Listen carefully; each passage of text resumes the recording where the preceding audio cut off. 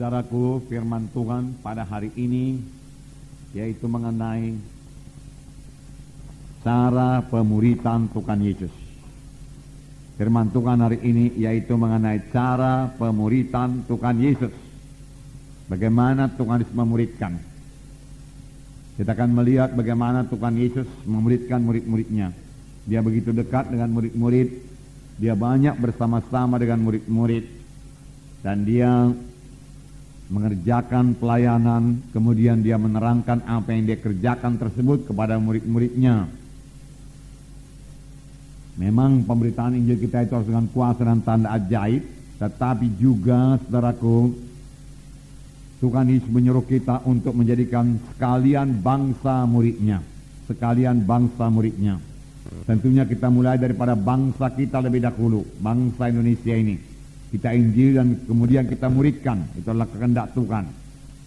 Nah, saudara, kita mengetahui bahwa orang Kristen yang mula-mula disebut Kristen ialah anak-anak Tuhan ataupun murid-murid Tuhan di Antioquia.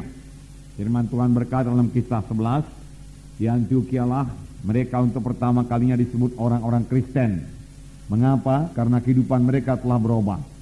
Mengapa? Karena mereka telah menjadi murid-murid Yesus. Karena Paulus telah mengajari mereka, saudaraku, hidup mereka berubah, Roh Kudus juga mengubahkan mereka, dan orang-orang melihat bahwasanya mereka hidup sama seperti Yesus hidup, lalu orang berkata itulah dia Kristus kecil. Lalu nama Kristus itu menjadi Kristen. Jadi saudaraku, jadikanlah sekalian bangsa muridku, firman Tuhan berkata. Cara Tuhan memuridkan, saudaraku, murid-muridnya, bukan dengan cara mengajar saja. Bukan dengan cara sebagai seorang guru dalam satu kelas mengajar murid-muridnya, tidak, saudaraku. Lain sekali. Kita melihat, saudaraku, bahwasanya Tuhan Yesus bersama-sama dengan murid-muridnya. Mereka intim, murid-muridnya intim dengan dia. Mereka melayani bersama-sama. Yesus mengerjakan mujizat, saudaraku. Yesus memberitakan Injil. Yesus mengajar dengan perumpamaan. Tetapi kemudian ketika dia bersama-sama dengan murid-murid dan murid-murid bertanya tentang perumpamaan yang diajarkan Tuhan Yesus, tentang pekerjaan pelayan yang dilakukan oleh Tuhan Yesus, Tuhan Yesus menerangkannya kepada murid-muridnya. Kisah 1 ayat 1 berkata, Lukas menuliskan segala sesuatu yang dikerjakan Yesus dan diajarkan oleh Tuhan Yesus. Segala sesuatu yang dikerjakan oleh Tuhan Yesus dan diajarkan oleh Tuhan Yesus. Itulah isinya saudaraku Kisah Rasul. Itulah segala sesuatu yang dikerjakan Yesus dan juga saudaraku diajarkan oleh Tuhan Yesus.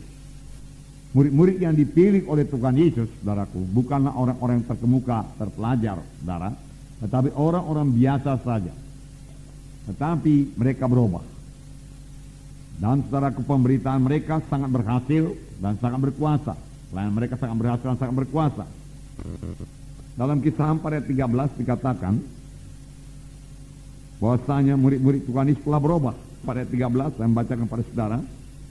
Ketika sidang itu melihat keberanian Petrus dan Yohanes dan mengetahui bahwa keduanya orang biasa yang tidak terpelajar, heranlah mereka dan mereka mengenal keduanya sebagai pengikut Kristus. Jadi mereka telah banyak berubah. Petrus berubah, orang biasa yang tidak terpelajar, kemudian dia mengajar dengan sangat berkuasa dalam urapan Tuhan, dan dia memberikan satu pernyataan yang luar biasa. Keselamatan tidak ada di dalam seorang pun, karena di bawah kolong langit ini tidak ada nama lain yang dikaruniakan kepada manusia yang dalamnya manusia itu boleh selamat. Dan ketika sidang itu melihat keberanian Petrus dan Yohanes dan mengetahui bahwa keduanya orang biasa yang tidak terpelajar, heranlah mereka itu. Dan mereka mengetahui bahwasanya Petrus dan Yohanes adalah murid-murid Yesus, pengikut Yesus, saudara. Jadi berubah. Saudara, biar kita berhasil dalam memuridkan. Murid-murid juga pada mulanya banyak sekali kekurangan. Murid-murid lupa kepada firman Tuhan. Murid-murid lupa kepada mujizat Tuhan, saudara.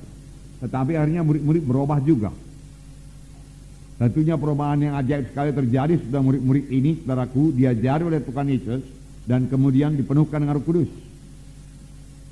Nah, Dalam Markus pasal 8, mari kita baca lebih dahulu, ayat 1-10, mari kita baca bersama-sama.